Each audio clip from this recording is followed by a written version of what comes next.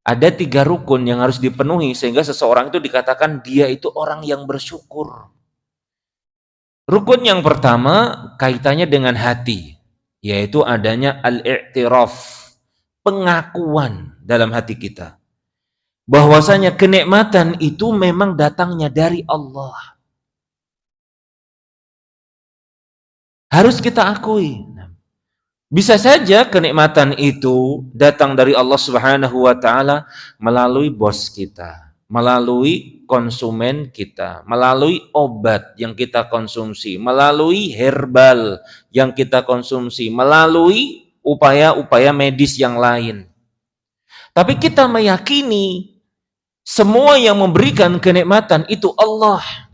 Kenikmatan sehat yang memberikan Allah. Bukan dengan sebab yang kita lakukan. Oh, betapa banyak orang yang sedang menjalankan sebab tiba-tiba mati. Sakit. Harus ada pengakuan di dalam hati, al-i'tiraf, bahwasanya kenikmatan itu datangnya dari Allah Subhanahu wa taala. Kalau itu sudah ada dalam diri kita, menjadikan kita tidak akan merendah kepada makhluk. Hanya semata-mata untuk mendapatkan sedikit bagian dari dunia. Enggak.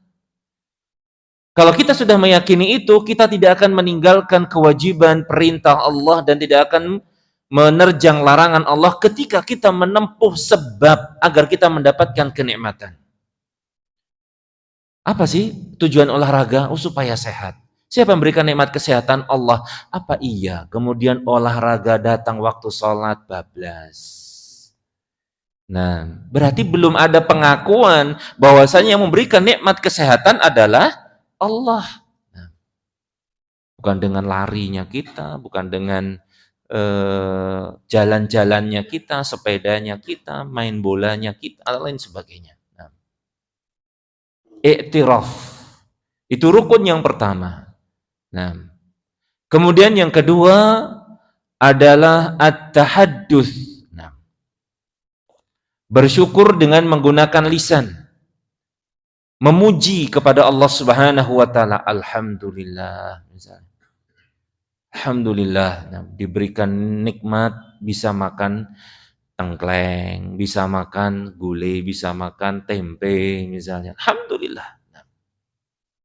Harus lisan ini memuji. Baik. Kalau itu yang memberikan lewat manusia, ya bersyukur. Jazakumullah khair. Semoga Allah membalasmu dengan kebaikan, misalnya. Dan juga at-tahadduts menceritakan kenikmatan. Alhamdulillah, Allah berikan saya kesehatan sehingga saya bisa sholat, bisa melaksanakan sholat jamaah, sholat Jumat. Alhamdulillah Allah berikan umur sehingga saya bisa birrul walidain, berbakti pada orang tua, bisa mendampingi anak-anak saya agar senantiasa mentaati Allah Subhanahu wa taala dan lain sebagainya. Tahadduts. Kemudian yang ketiga, dan ini yang paling penting adalah sarfuha li taatillah. Menggunakannya dalam rangka untuk mentaati Allah Subhanahu wa taala. Kenikmatan apapun itu kita gunakan untuk mentaati Allah, mendekat kepada Allah Subhanahu wa taala. Kenikmatan harta, kenikmatan waktu luang, kenikmatan kecerdasan, kenikmatan kepiawaian, kepandaian, kenikmatan kreatifnya dan lain sebagainya. Semua itu kenikmatan anak-anak, keluarga, istri, semuanya digunakan untuk mendekatkan diri kepada Allah. Wah, angel tenan Ustaz. Ya iya, makanya orang dinamakan bersyukur itu memang sangat sedikit hakikat orang yang bersyukur, karenanya Allah Subhanahu wa taala menyebutkan wa qalilum min ibadiyasy syakur, dan sangat sedikit dari hambaku itu yang betul-betul bersyukur. Terkadang kita bisa mengakui ini semua Allah ini. Kemudian kita alhamdulillah, kok ya digunakan untuk perkara yang sia-sia. Kok digunakan bahkan untuk perkara yang bermaksiat, naudzubillah, dan lain sebagainya. kenikmatan makan misalnya, sudah makan lezat, nikmat.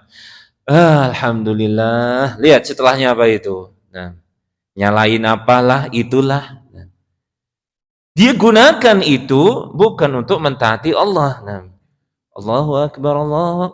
Kekenyangan sih enggak sih. Nah, bukan berangkat ke masjid. Nah, padahal habis makan tadi sudah alhamdulillah. Alhamdulillah, makan Masya Allah, enak ini. Panggilan adzan yang memanggil Allah Subhanahu wa taala enggak dijawab. Nah, ya kan? Nah, ini sebagai koreksi untuk saya pribadi dan juga untuk segenap jamaah rahimani wa rahimakumullah.